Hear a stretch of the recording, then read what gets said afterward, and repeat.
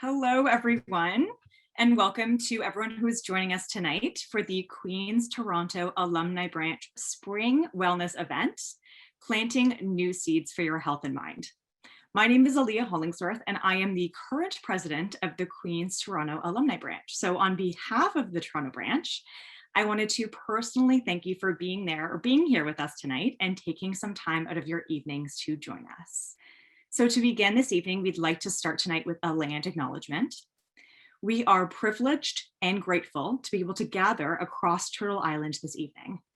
As representatives of the Toronto branch, we acknowledge the land we are hosting from is the traditional territory of many nations, including the Mississaugas of the Credit, the Anishinaabe, the Chippewa, the Haudenosaunee, and the Wendat peoples. It has been and continues to be home to many diverse First Nations, Métis, and Inuit peoples. We also acknowledge that Toronto is covered by Treaty 13, signed with the Mississaugas of the Credit.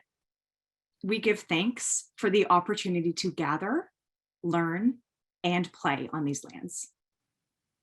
I would now like to welcome Sarah Franca, who is the new Executive Director of Alumni Strategy for Queen's University.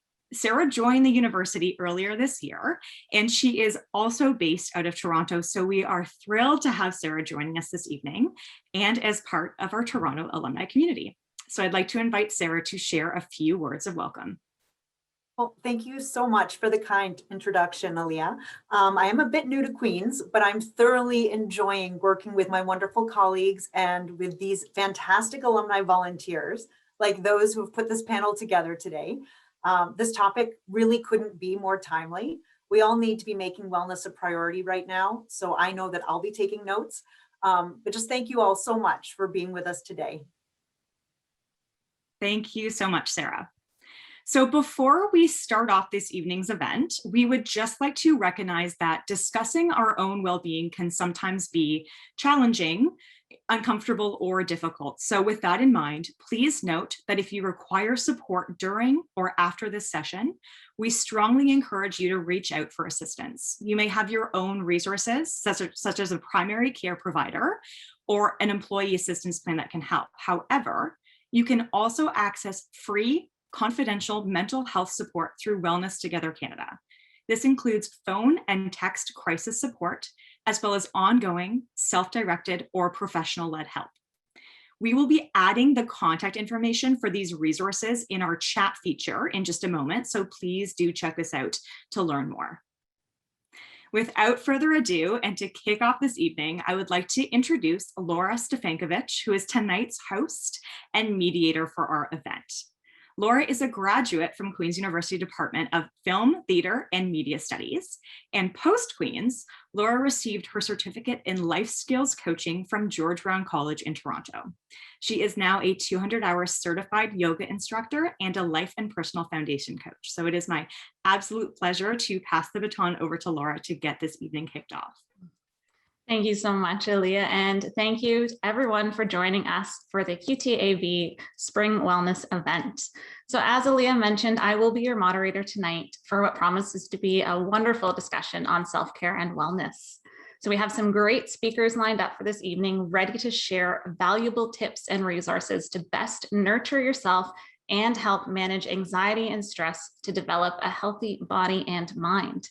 And as it has been mentioned right now, more than ever, this is such a very important topic. So I am thrilled to be a part of this event.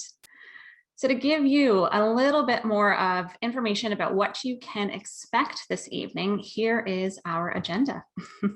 So off the top, we will hear about thriving mental health, increasing mental health by recognizing when you're thriving and languishing, and how to take action. Next, we will move into self-care, developing a customized self-care strategy. And after that, we will shift into healthy mind, mindfulness as a self-care strategy. After the presentations, there will be a Q&A session where you'll be able to ask our presenters questions, and we will wrap up our evening with a beautiful 5-minute meditation that we can all share together. So before we go any further, there are a couple of technical things that we want to make sure that you are aware of so that you can have the best experience with us tonight. So if you have any questions throughout the evening, please use the Q&A feature at the bottom of the screen. So our chat feature is active, but we will not be monitoring it. That is a space for you to connect with classmates or to say hi to others throughout the night. And then we will ask that you will be participating with us in different ways. Don't worry, it's nothing scary. We'll have a couple of polls and a few interactive pieces so that you can get the most out of this evening. So actually, right off the bat, let's kick off with a fun little poll. So here comes some Queen's trivia for you. Here we go. So I hope everyone can see the little pop-up that just came up. And our question is, Boohoo the bear, the beloved Queen's mascot, was in fact originally a real bear. True or false? So go ahead and answer away and we will see. We'll see who's right. All right. So the results are coming in. Well, look at that. Yes. So the correct answer is true. Boohoo was in fact a real bear who came to the university in 1922. So look at that. It was a new fun fact for me and maybe for you as well. All right, so now that we are warmed up and ready to go, it's time to jump into tonight's presentations. Our first presenter is Christina Ruggiero. Christina is a registered psychotherapist within Ontario and certified counselor within Canada.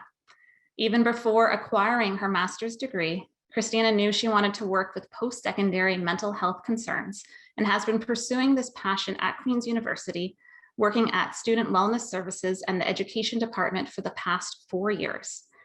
Before moving to Kingston for work, Christina grew up in the GTA and plans to call Toronto home one day, hopefully continuing to work with post-secondary students' mental health.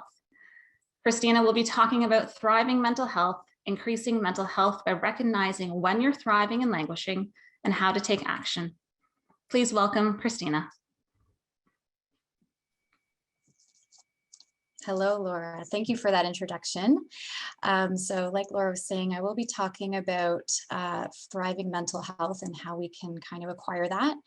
Remember tonight that this whole presentation is focusing on you and how you're doing. So there will be some self-reflection on my piece of the presentation as well, a bit of that meditation that we were talking about at the end of the presentation. So just to start off, we're going to do a bit of basics. So I'm going to jump right in with an exercise right away. So we're going to do a bit of deep breathing. So a lot of us, when we breathe, we kind of breathe into our chests if we deep breathe. So you can kind of see my chest move up and down when I do that. So when we talk about deep breathing in terms of meditation or mindfulness, we're actually breathing into our bellies. So this might feel really uncomfortable or a little weird at the beginning if you've never practiced this. But the reasoning for this is it allows our breath to be slower and we can take more air in. So if you want, while you're just looking at this slide and while I talk, you can practice that by just breathing in kind of like you're blowing up a balloon in your stomach. And when you breathe out, kind of like you're deflating that balloon. And if you're finding it difficult, you can place one hand on your chest and one hand on your belly and try to keep that hand that's on your chest pretty still and try to move that other hand that's on your belly in and out.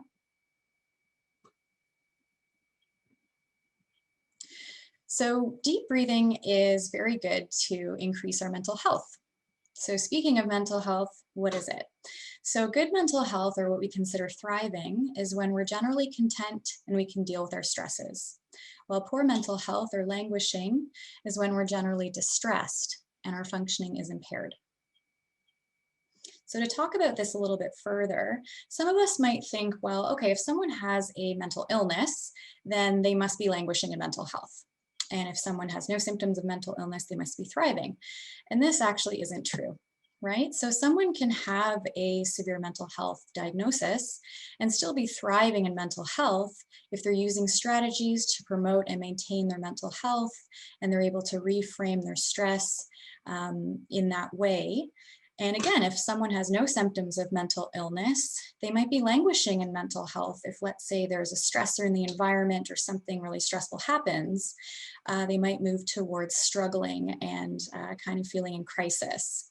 So languishing is kind of that red area, and we can move along that, through the week, month, even the year. But we always want to try to get ourselves to that thriving, and that's through coping strategies that we're going to be talking about tonight. So these are just some warning signs. So when we're moving towards languishing in our lives, we all have different warning signs. So I'm not going to go through this whole list, but some of them you might see in yourself is, those times when you're not really sleeping very well, or you're really irritable with people around you. Maybe you're isolating from friends and are usually really social, or noticeable mood shifts up or down, loss of motivation. So just keep these in mind when you're thinking about your warning signs that move you towards languishing. So this part of my presentation is we're going to talk about defining your own thriving and languishing. So I want you to think of a good day. You can either think of a situation, or you could just think in general what a good day looks like to you. And what are the thoughts, the feelings, and the behaviors you're doing on those days? If you want, you could write it down, you could put it on your laptop, your phone, whatever that looks like, because we're working to define what your thriving looks like. So for example, some thoughts might be, I have a lot to do today, but I can get through this. Or I feel really supported, or I got this. Some feelings might be of calm, you feel energetic, your breathing's pretty normal, natural for you. And you're able to focus longer, or you're able to get through your schedule. So I'm just going to give you about 30 seconds to think about that, or write some thoughts, feelings, and behaviors down, and then we'll move to the second part of the exercise.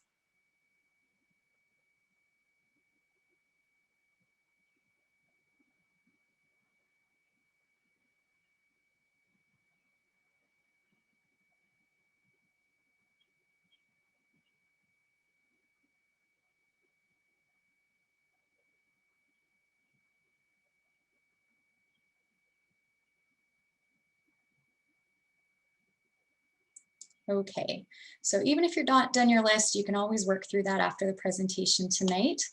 But I would like to just switch gears and talk about, okay, so now we're looking at the warning signs. Now we're looking at languishing. So you can think of a bad day that you've had recently, or you can just think generally what a bad day looks like to you.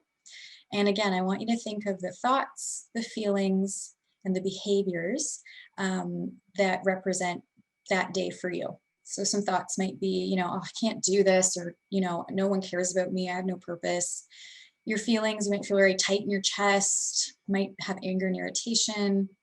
And some behaviors, I guess these are all personal to me, but, staying stuck. So going on my phone and just not following my schedule and not really taking care of myself.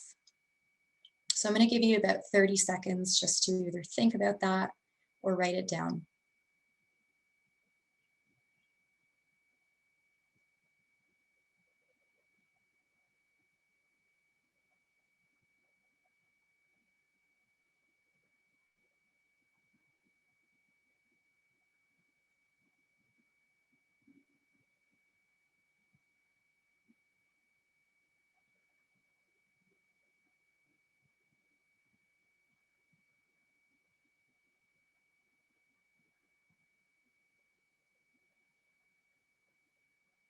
Okay, so remember that this is all relative to self, not others. So what you consider normal might be different from your friends or colleagues. So keep that in mind as well.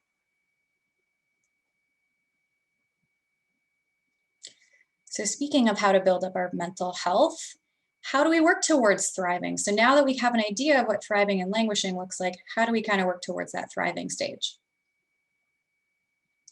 So the first step, and of course tonight we're talking about kind of the basic foundations here, so would be relaxing the brain and the body.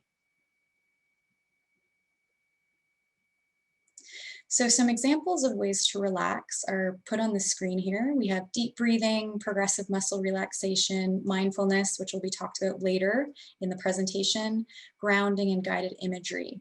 So these are all very useful to bring us back into the present moment. So if you think, or even if you look at those examples of, on a bad day, the thoughts that you're having, you might notice a lot of the thoughts might be in the past or the present.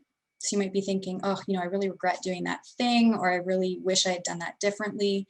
So if we continue kind of thinking in the past, that might down the line lead us towards depression.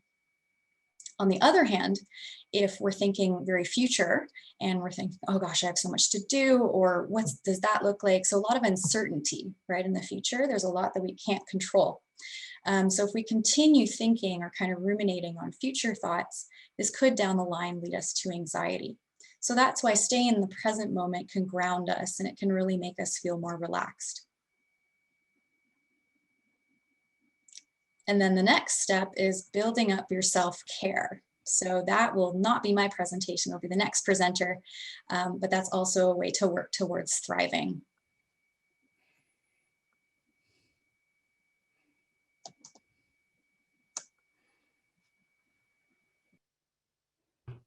Wonderful. Thank you so much, Christina. That was fantastic.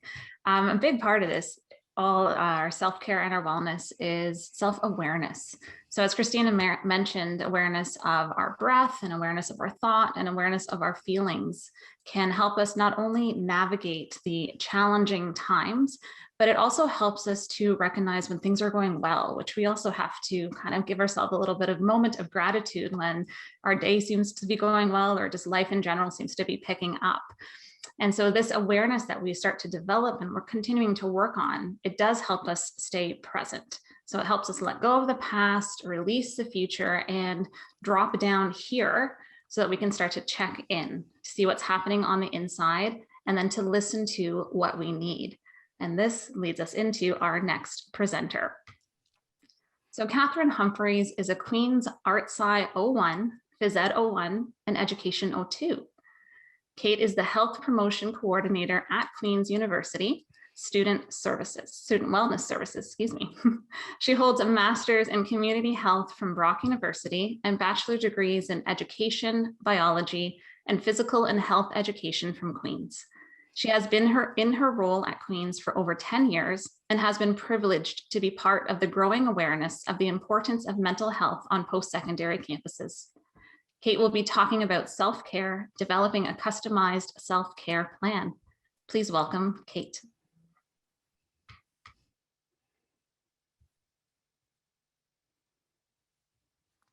Hello. Thank you all so much. Thank you for the kind introduction, and thank you for having me here today. As we get started, I want to acknowledge a few things. Firstly, I'd like to acknowledge that I am actually facilitating today from the traditional territories of the Anishinaabe and Haudenosaunee people. So I'm in Kingston. And I really acknowledge that as a settler to these lands, there are many benefits provided to me and to my own health from the ability to live and learn and play on these lands. And I'm very grateful for that. And I am also very grateful for the opportunity to continually engage in learning around all aspects of health. And I acknowledge the critical perspective that Indigenous peoples who have lived and continue to live on this land bring to the conversations around mental health and wellness. So I certainly would encourage you all today to take a moment to think about your relationship to the lands you live on and how that is part of your well-being, and also how you can use your own privileges and experiences to contribute towards a more equitable and sustainable world, one that values and supports the mental and physical well-being of all. And as has been mentioned a few times, this is so critical right now because we are doing this work and reflecting on these thoughts in the context of two public health crises. One, of course, the COVID-19 pandemic, and the other is the systemic racism and manifestations on health and well-being. And I like this image and this idea that, yes, while we are all in this together, we have to acknowledge that we are all navigating these storms in our own way. And so when we talk about health and we talk about creating your own self-care plan, it is such an individual experience that you really come to from your own perspectives, and you know yourself best. So I'm going to talk about a few things that we can suggest or we can help you, support you, but really this is about you and how you want to proceed. So to start off with, I challenge you just to keep it simple and think about what's one change for your well-being you would like to try in the next 2 weeks.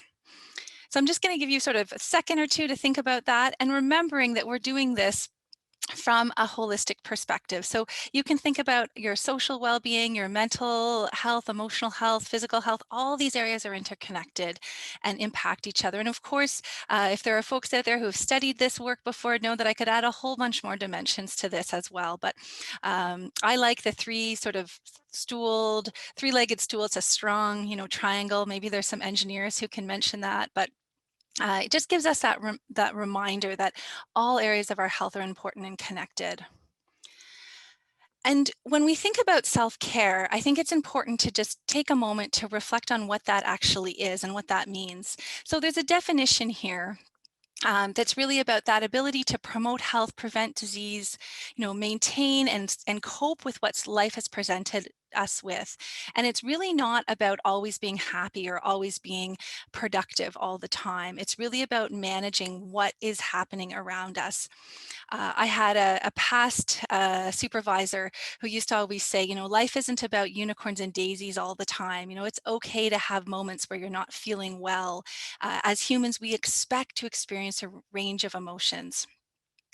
But when we take some time proactively to think about self-care and think about how we can plan for things that refuel us, we can do a lot to manage our daily stressors and help us achieve these goals that we've set out for ourselves.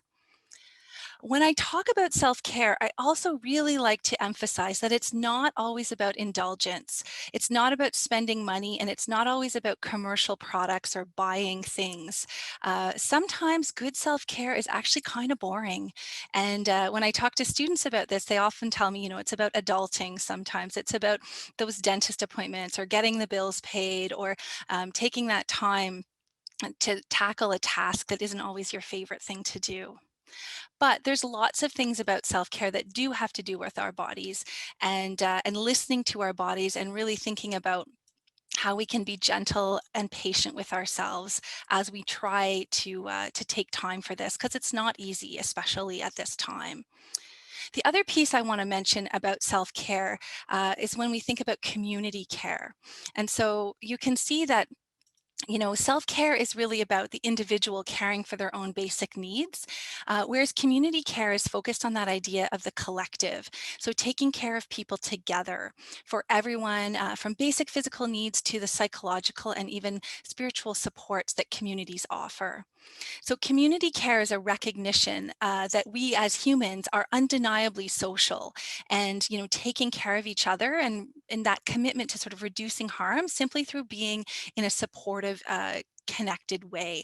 Now, that's one of the reasons why I think the pandemic has been really hard, because for many of us, we've lost some of those natural social connections. But there are ways to do that. I'm sure folks have sorted some of those out, and there are ways that we can continue to be creative to find those connections, and also to support others in our lives to find those connections as well. So, those are important things to note. The other thing that I always want to caution is that self-care isn't intended to be a replacement for mental health care. I like, you saw Christina presented the mental health spectrum with the colors, and I like this kind of reminding us that there's a place for self-care and social support across the whole spectrum. So even folks in crisis, they need that support from people in their lives. But there's also an important role for professional mental health support as people move towards more of those languishing areas. So it's certainly not intended to be a replacement, but it is something that really, can still be beneficial across that whole spectrum. So as we move into developing a self-care plan, there's lots of good reasons to do this. And I always say, one of the hints, or one of the fun things about this, is when you build a plan and you're successful with that plan, that self-efficacy, or that ability to do that, actually transfers over to trying other things. And so with wellness, when we're making plans to make changes to our wellness, which we can do across lots of different areas, I always encourage people to pick something to start that they think they can succeed at, because that transferable skill, you can then change up and try a different thing or try something new. So when we, want to, prepare for stressful times or manage potential burnout situations, self-care is a part of what we can do there. So what does that look like? So some of the areas and current self-care practices are listed on this slide. And there's really, we often talk about the sort of 7 solid self-care basics. And I've added a few questions and thoughts in here. Moving your body. And, interestingly, there's lots of ways to do that. That doesn't always have to look like a gym. We actually have a researcher at the Queen's Muscle Physiology Lab who has actually come up with a really interesting exercise protocol that requires no equipment. It can be completed anywhere for under 5 minutes, and it's been shown to improve muscle endurance. And so there's lots of, opportunities for things like that in limited space and limited time. Similarly, when we look at concentration or taking time to prioritize our self-care or aspects of our life that could use a little more time, it's kind of like a muscle. So it needs to be rested to function. And then we also, need to take time to sort of take changes to our scenery or take breaks. So there's lots of ways to do that. And I think the mindfulness that's going to be introduced next is a really wonderful approach. So you can have a look at some of these and think about what areas of your life are most important to you now. And we're just going to move into a quick poll because I love learning from each other. So I'm curious to see kind of which of the strategies is working well for you right now. So which ones do you like?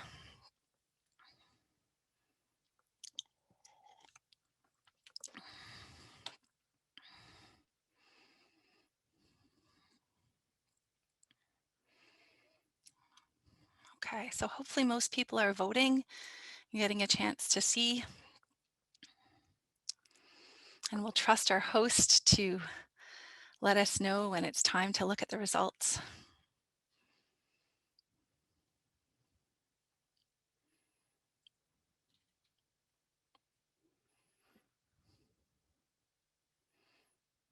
Okay.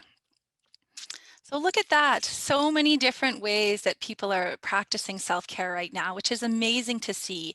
And I love seeing the diversity that folks are choosing. And really, that's such a good way to approach this. I said this at the beginning, but just as a reminder, if we look at the next slide, which is kind of a fun image, there's lots of ways to do this. And what works for one person doesn't necessarily work for another person. So you certainly can try some new things and look at sort of what works for you. And I think that kind of summarizes the poll in that piece. Hopefully we can get back to our next slides. There we go. So that's just my reminder that not everybody likes everything the same, and what works for one person might not work for another. I wanted to put in this small piece around COVID-19 that I think is helpful, just to remind people that, during this time, there are a few things that the evidence is showing us is effective, and the connection is one. The creativity is definitely another piece. And then, reminding yourselves of what your core values are and how you can align your values and your priorities, which is something, I think many of us at times can struggle with. My bonus that I add to this research is the idea of closing things and considering your control. So trying to really limit the time you spend consuming media in whatever form you do that. Setting limits for that can be really helpful during times of challenge. So going back to this slide we had at the beginning, I want you to come back and think about what you thought at the beginning. Maybe you want to think about the same thing or maybe something different. And I want you to kind of think about setting a plan. So if we look at doing this, I'm sure many of you have seen this before, the idea of SMART goals or making a SMART plan. But it is effective, and I definitely encourage you to do it, and adding that specificity. And so you may do that now, or you may choose to spend a bit more time after the session focusing on this. But the challenge that I want to share when you create an individualized plan is to think about, on a scale of 0 to 10, how you would rate yourself on that plan. And you can see on the next slide, we call this a confidence ruler, a confidence scale. And if you can rate yourself at a 7 or above, you're going to be more likely to achieve that plan. So if your scale is lower than 7, go ahead and go back to those goal setting pieces and think about what you can adjust. And remember, I like those small baby step goals. So finally, I also encourage you to think about making your plan known. Write it down or tell someone. That's really been proven to help as well. So I think we can also reflect on barriers, and we can also think a little bit about an emergency self-care plan as well as pieces of this puzzle. And you know, and those are pieces you can consider as well after the session today if you'd like. So I think we can go ahead and kind of pass this on to the next presenter who's going to focus on mindfulness. But I want to sort of add a little homework challenge for you. We are a university after all, and think about how you'll pay this forward after tonight's session.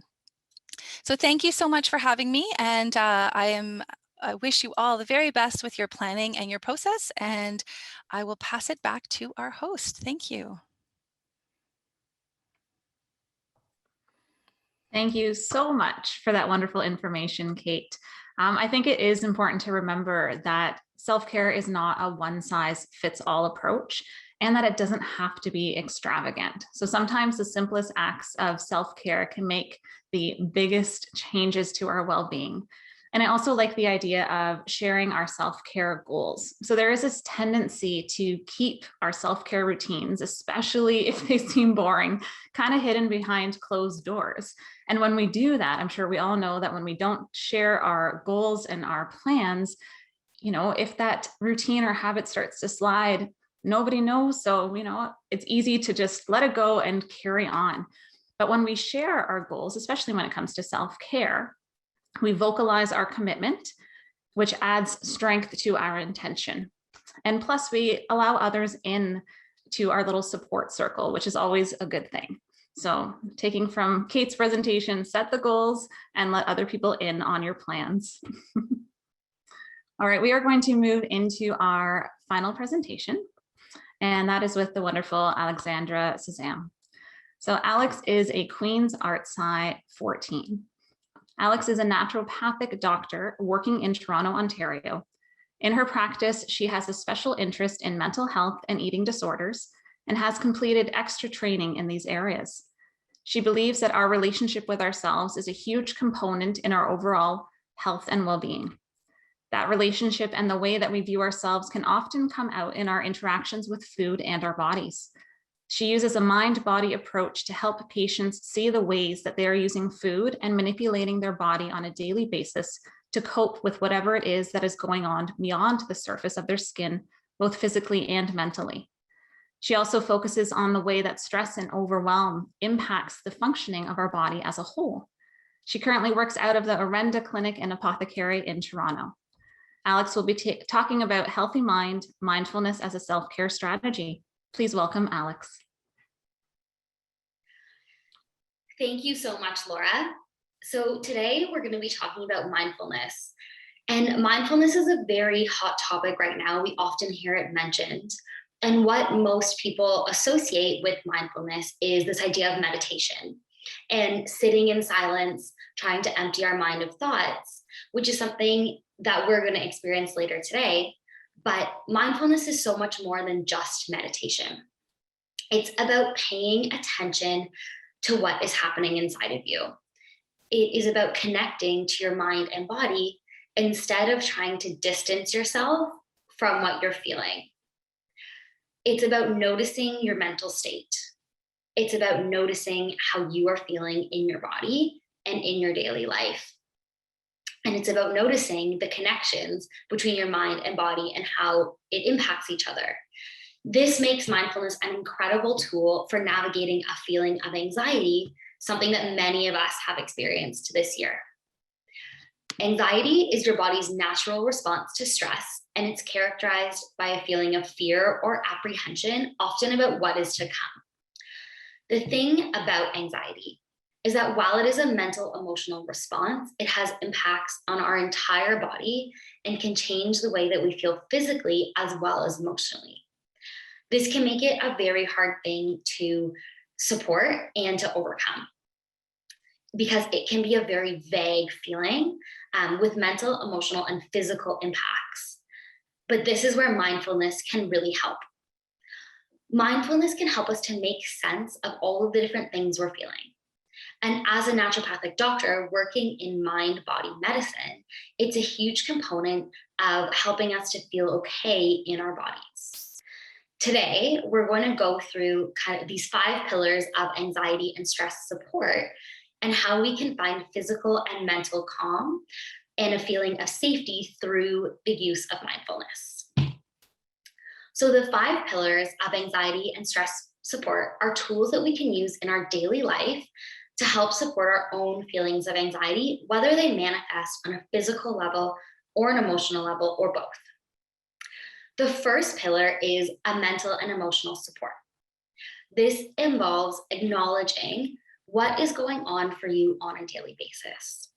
This can be identifying moments in the day where you are feeling overwhelmed, stressed, paying attention to underlying thoughts, conditions, experiences, and feelings that are contributing to your mental health and well-being on a daily basis. This can include looking at our external life and noticing how we're able to cope with these different external stressors, depending on how we see things. Mindfulness is about slowing down and paying attention to things that happen on a daily basis and how they impact you. The second pillar of anxiety and stress support is nourishing our body. Our mental and physical body are so interconnected, and anxiety is a great example of how a mental emotional state can cause physical symptoms. When either our mental state or our physical body are overwhelmed, the other will often follow. Physical symptoms can be a result of our nervous system feeling overwhelmed, while at the same time, physical symptoms can cause emotional overwhelm. Using different nutrients from food and giving ourselves regular nourishing meals can actually help to support both our physical bodies and our nervous system to combat stress and anxiety. When we are nourished, our body has the tools that it needs to support our nervous system function and balance our general overwhelm. This goes hand in hand with our third pillar, which is optimizing physical health. And similarly, when our physical body is out of balance, our mental health can suffer and our ability to cope can be less. One of the things to start asking ourselves is, how are we feeling in our physical body? Are there times of the day or days of the month that can make anxiety worse, or that you feel like you're less able to cope? Any factors such as sleep, our different hormones, how much we're eating, they can all impact our ability to deal with the uncertainty of life. Our fourth pillar is this relationship with yourself. Acknowledging your relationship with your mental and emotional state, by acknowledging it, we can help to foster a sense of safety and freedom in the things that you're feeling, so that they're not actually the enemy, but a way of understanding yourself. This includes noticing times that you are placing judgment on your own actions, your own interactions, and what you actually think about yourself as a human being, and how that is impacting how you're able to live your life. Our final pillar is this idea of long-term support. Mental health and well-being doesn't just end once we're feeling better. It is an ongoing dynamic, the same way that our physical body is an ongoing, changing being. There are times in our lives when our mental health needs more support and times when it doesn't. This doesn't mean that we're doing better or doing worse. It means that we're navigating life and the stressors around it. As our lives change, old patterns can be activated, and that's okay. That's just us trying to survive. By getting to understand ourselves and our patterns, as well as looking at our triggers and natural responses, we can help ourselves to feel better as our external environment is constantly changing throughout our lives. Right now, no one could have predicted this pandemic, but by paying attention to how we are surviving this pandemic, whether it's more challenging or not, it can give us a foundation of how we can support ourselves in the future. What are some different things that are triggering about this pandemic? How are you feeling in your own body, in your own mind, in your own space as this is happening and the uncertainty around it? Mindfulness is one of the things that can give us the tools to try and make these connections and to help us to understand what is happening in our mental and physical bodies and why we might be feeling a certain way. When we can start to notice how we feel, that is when we have the tools to change how we're feeling. When we can't even see these patterns and we can't connect with our bodies and we are trying to distance ourselves from our feelings, it is very hard to even change what is happening, the discomfort that's happening inside of us.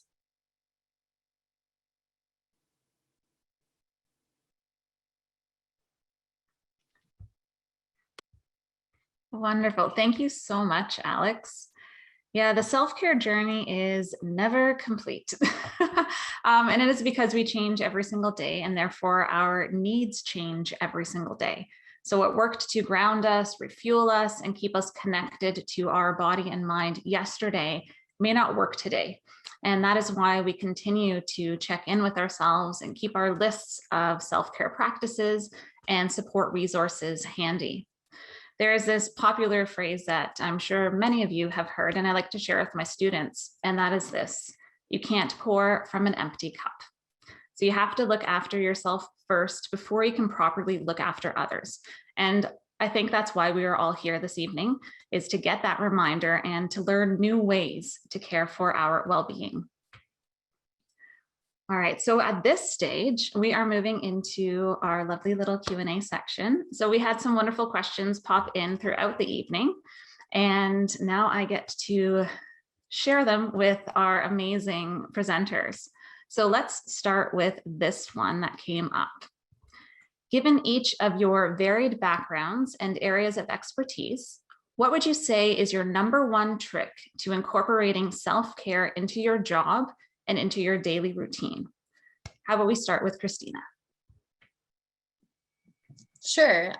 So if we're talking about one trick, I actually stick with accountability. So if I know Kate was saying having sticky notes or something that can just remind you, okay, this is something I need to do, or tell a friend, tell a family member, just so you have somebody there to support you and you say it out loud. Sometimes when you say it out loud or you write it down, you're able to actually practice it. So that's what I would say.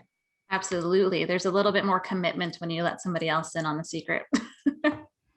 What about you, Kate? Yeah, I would tend to agree. That's a great one. And one of the ways that I actually like to do that is with having a buddy in some format to do that with. So that is a little trickier sometimes with COVID, but I have been doing things like calling a friend and going for a walk while calling a friend so we can talk just on the phone and both get out. We even did a cross-country ski like that this winter. So having that extra sort of person involved has been great. And in terms of my job, I really like prioritizing. So I like starting the day with sort of writing down what are 5 things I'd like to accomplish today, and seeing, you know, how I do that way. Mm-hmm. Yeah, it's that commitment. And again, it's that sharing and even writing it down. It's having that conversation with yourself and making it known to, you know, yourself as well as other people that this is what you're going to work on today. So I love that. How about you, Alex? So for me, mine is, and this has been actually new with the pandemic, I will leave extra time and walk the extra 45 minutes to work, because walking has always been something, it's a way for me to decompress, especially after a long day of seeing patients, so that when I get home at the end of the day, I've kind of thought it through, left whatever I needed to there, and can then kind of reset when I get home. And it's like a really good way of just separating myself from my work at the end of the day. And then it just also gets me outside even when it's really cold, which has been really nice as well. Yeah, that's an interesting point. I think with a lot of people who are working from home, that commute time is something that it's great when it's a long commute, and that, that's not part of kind of the lifestyle right now. But it was also a time to decompress and to step away from everything and have that nice transition. And when you're working from home, the commute from your desk to the kitchen or wherever you're heading next is not always enough time to allow for that transition of the mind and to kind of step away from the work, step into the rest of your day. And that in itself can be a little pocket of self-care. So yeah, I do fully appreciate that. And that's similar to something that I do is over the course of having to transition to teaching online, I like to take the one for you, one for me approach. So every time that I teach a class, I do something for me. So if it's an hour of teaching, I take 5 minutes, 10 minutes, and I go for a walk, or I sit out and have a moment with my cup of tea or something like that to refuel before I move into the next energy exchange, if you will say that. All right, so let's move into another question here. Let's see. So the wellness trend is a $1 billion industry. How can we escape the trends and ensure that we are participating in fair and sustainable wellness routines? Let's go with Kate first this time. Sure, thanks. I guess I'm not coming up. That's okay. I can just talk. I think, I think about a couple of things for this. And one I think is kind of keeping it simple and remembering that the basics are often sort of the most important part of this. And, when I think about trends, I think a lot about food as one of those examples where there's a lot of trends. And, going back to that really basic kind of whole foods plate model that's now being promoted by the new Canada's Food Guide, really about trying to choose whole foods and lots of fruits and vegetables, as a really basic example. So rather than getting kind of caught up on really specific ways of eating, just to kind of keep it simple and go back to the basics. So that's, one example. And I also think about, choosing things that don't cost any money as much as you can. Or if you're going to make purchases, to think about supporting what you're supporting, what types of businesses can you support, local businesses or ones where their values align with yours. So, those are some of the basics that come to mind for me. Mm-hmm. Yeah, very, very true. It's easy to get swept into what the next fad and craze is. I think just a general rule of thumb is to always come back to basics, no matter what the situation is that you are facing. Let's move to Alexandra. What about you? One of the most important things as well is to remember that every person is unique.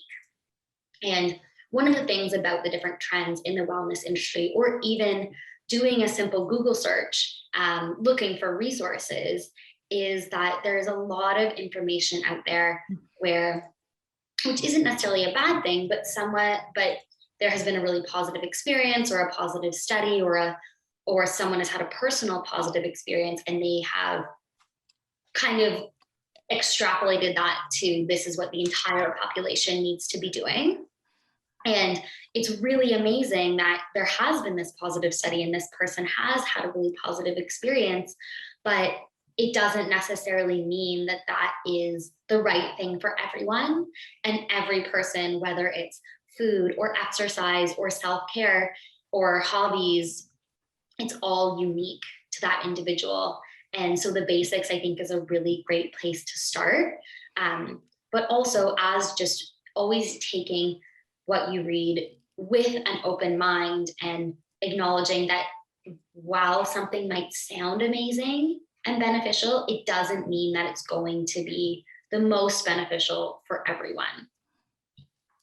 Yeah, absolutely. And on that point, also knowing that you don't have to go all in if it doesn't feel right. Like, don't continue to push through the 21 days or whatever the habit is if it's not working for your body, and to have that little bit of awareness and respect for yourself as you are navigating the way. How about you, Christina? So, I mean, I'm following up on two great answers. It's just that reminder that, you know, self-care doesn't have to cost money and you don't have to take from the environment. It's really whatever you feel fuels you up, right? So a great way to figure this out is when you do something, or if it's an action, just at the end of it, say, you know what, do I feel kind of fueled up? Does my cup feel a little more full right now? Or do I still kind of feel the same as I did before? Do I feel kind of even numbed out? Right? So some people might say, well, I love Instagram, right? So one person might go on Instagram and they put their phone down and they're like, okay, that was what I needed, right? To fuel me up, to kind of get away from the world for a bit. But another person might answer and say, you know what, I feel exactly the same as I did before. I might even feel a little bit worse. So just keep in mind, right, what fuels you up. And that can be anything. It doesn't have to cost money.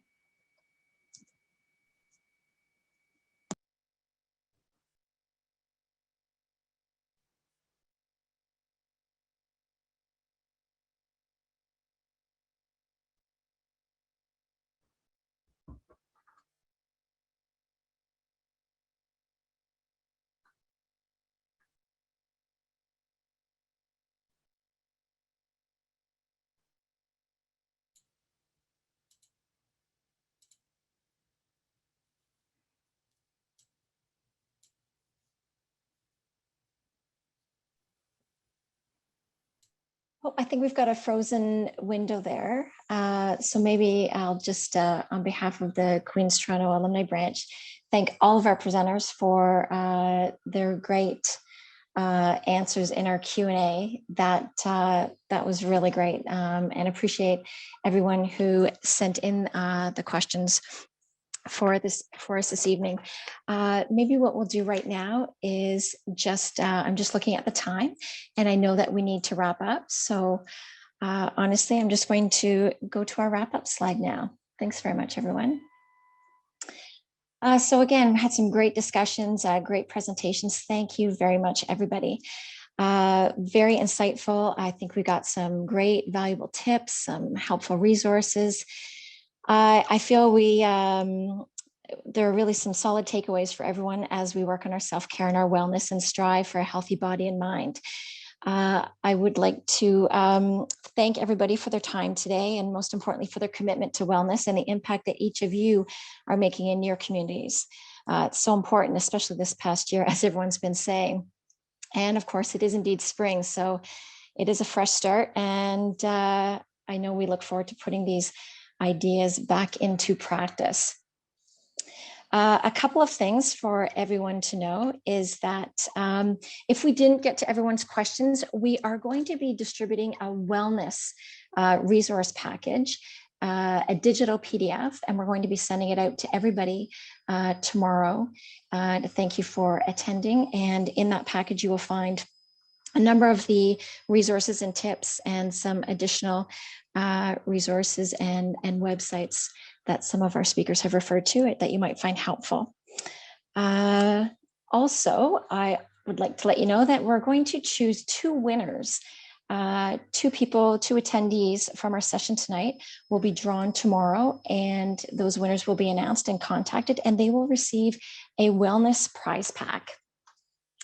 As well, the QUAA, the Alumni Association, is going to send out a Zoom survey immediately following our meditation. So we would love your feedback to tonight's session. Sorry about that one technical glitch, but I guess that's in the world of Zoom. That's bound to happen, but you will get a Zoom survey, and we'd love your feedback, especially if you're interested in having more sessions like this in the future. And with that in mind, I would like to thank you. Thank you for your time and joining us this evening. We love to support the Queen's alumni community, and I know we've got more than just Toronto alumni with us this evening, with that more benefits for being virtual. So I'd like to encourage everyone to reach out and to stay in touch and let us know if you have any questions or ideas, and just follow us on our social media platforms, on Instagram, on Facebook, and on Twitter. And share any of your ideas. If you have any questions, please reach out. We'd love to hear from you. Now, for those of you who can stay, we are running right on time. We've got the most relaxing portion of the agenda, our own self-care practice. We're going to do a wonderful short 5-minute meditation to wind down our evening, and that's going to be by Christina. So what I will do now is pass it over to you, Christina. And again, thank everyone for joining us, and have a lovely evening. Over to you, Christina. Sure, thank you. So for those of you that can stay, I'm just going to be walking us through a really brief 5-minute meditation that's actually adapted from the app Headspace. So if someone could just maybe put that in the chat, it's called Headspace. And I'd like you to just start with getting comfy. If you're in a chair, just put both feet on the ground. If you're lying down, that's okay too. But try to get your feet kind of on the ground and solid, if that's okay. And just set your gaze down in front of you, not focusing on anything in particular, but begin with your eyes open and just start breathing deeply. So in through the nose with a deep breath and out through the mouth. And just do this a few times. Feel your lungs fill with air. And as you breathe out, just feel your muscles soften as the body exhales. And on the next exhale that you have, just feel free to close your eyes if you feel comfortable, or keep your gaze soft and allow your breath to return to its natural rhythm. And just take a moment to feel the weight of your body press against the surface below you. Your arms resting on your legs and the feet on the ground below you. And just notice any sounds around you, just listening with curiosity rather than judgment.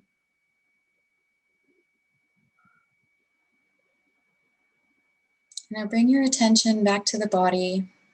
Just notice how you feel right now. And to help with this, we'll do a bit of a body scan. So starting at the top of your head, moving down to your toes, just notice what feels uncomfortable, comfortable, open, tight. Take your time, just working from your head to your toes. If your mind is wandering, that's totally okay. That's natural. When we're first starting to slow the body down, the mind can still be moving pretty quickly. But without judgment, and just when you notice, bring your attention back to the body scan.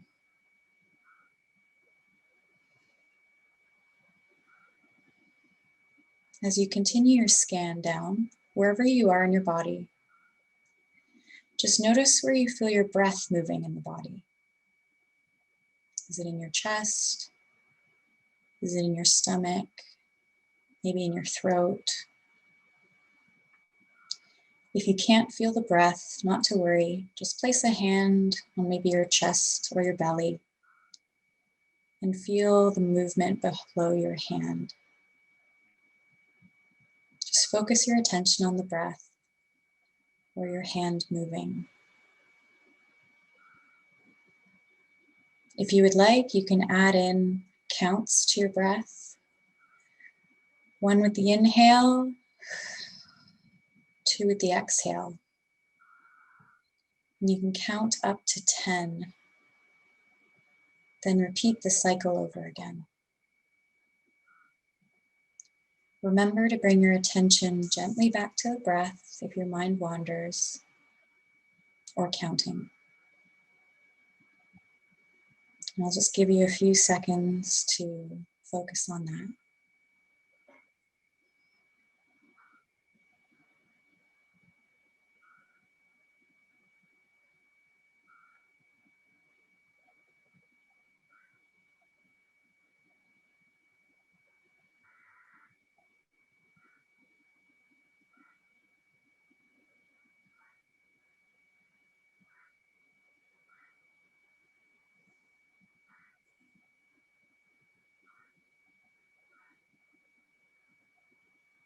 Now, just for a moment, let your focus go. If the mind wanders, let it wander. Let it think.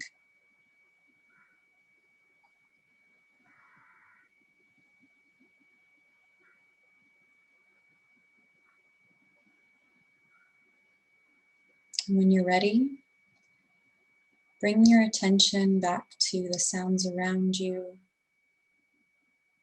the feeling of your body against the chair or the floor. Just wiggle your fingers, your toes. And at your own pace, you can open your eyes. You can come back to the room around you. And take one last breath to end that practice. And I want to thank you, those who stayed, for joining me. Where's my timer? Sorry, everyone.